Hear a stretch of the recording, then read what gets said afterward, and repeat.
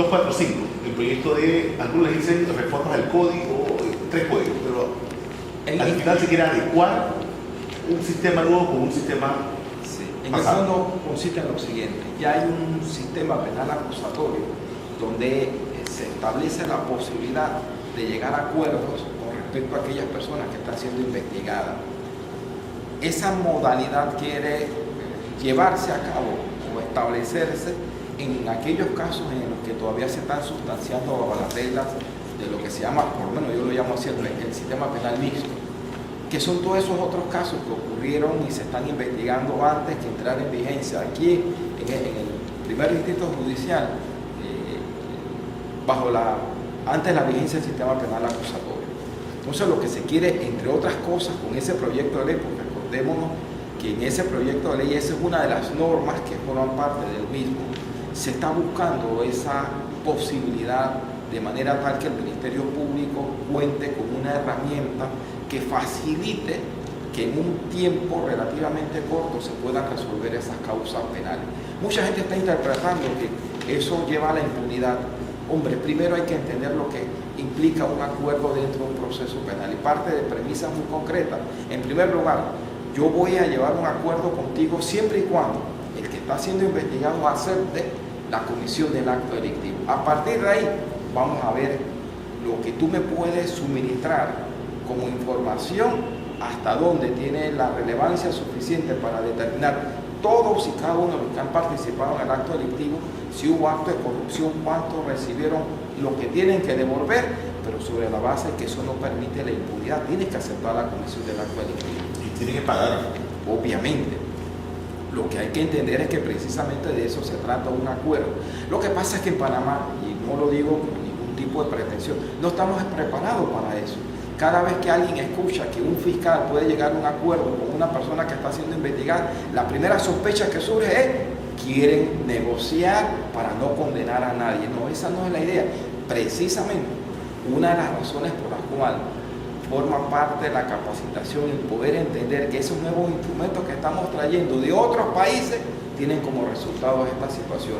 Y teníamos que prepararnos para este momento porque la ciudadanía obviamente va a criticar.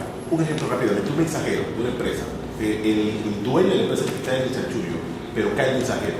Ese acuerdo de delación premiada, según otras latitudes en otros estados, permite entonces al mensajero aportar pruebas fehacientes, reconocer el delito, lograr atrapar al dueño de la empresa, pero también tiene que pagar. Definitivamente, el acuerdo no es para exonerar de la condena absolutamente a nadie. El acuerdo parte del supuesto que si yo te estoy investigando y tú quieres negociar conmigo, es porque tú estás en la posibilidad de decir: sí, oye, es que yo, en efecto, yo participé en acto delictivo.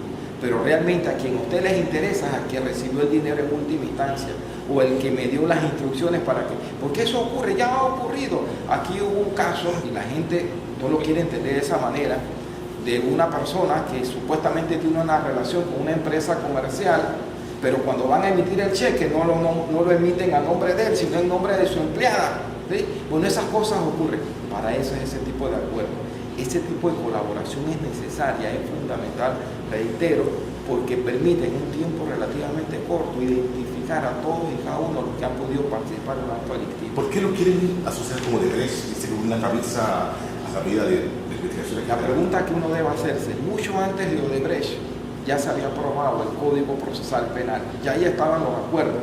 Entonces, o no estudiamos lo que se ha aprobado con antelación o no sabemos de lo que estamos hablando. Y esto no lo digo con el ánimo de que la opinión pública no participe, sino para que participemos de manera bien informada. Ese acuerdo o esa posibilidad que se está introduciendo en ese proyecto de ley no es por el caso de Odebrecht, sino para todos los casos donde pueda ser aplicada esa modalidad dentro de una investigación penal. Lo vimos en el caso de Bucaramanga, en el sistema penal. Bueno, ahí están los ejemplos. Lo que pasa es que cuando ocurren situaciones como lo de Odebrecht, hay quienes tienden a pensar que es por Odebrecht. No, es que ese anteproyecto de ley ya estaba desde el año pasado.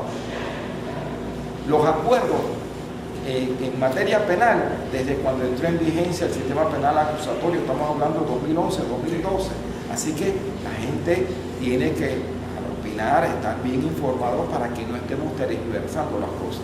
Perfecto. Entonces, Otro tema, el tema de la participación ciudadana. El Ejecutivo ha tenido que retroceder en las últimas semanas para ser más preciso y actualizado en dos temas puntuales. Parco Mar, en donde la gente se levantó, y el caso del tránsito, que el presidente lo ha dejado hacia atrás y ha reconocido que le faltó más divulgación.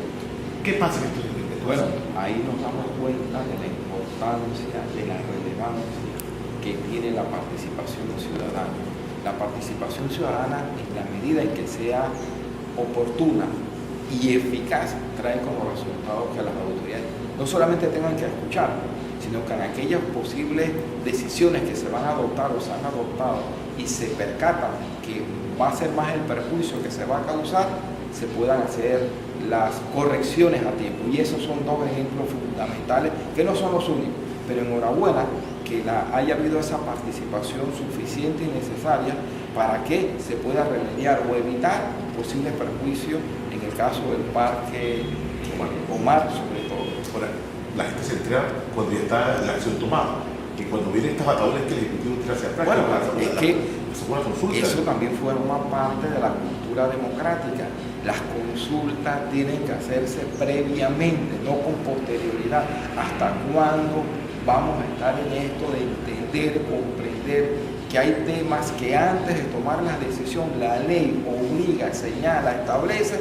Escuchen a la ciudadanía, escuchen a los posibles afectados para después determinar si se toman o no las decisiones que pueden traer como resultado, como decía, afectar fondos públicos o intereses de las personas. Se puede haber evitado estos sobresaltos. Definitivamente, es como vuelvo y señalo, o sea, es que las leyes ya están, las normas ya existen. La pregunta es, ¿por qué no aplicamos lo que están en esas normas para evitarnos estos inconvenientes?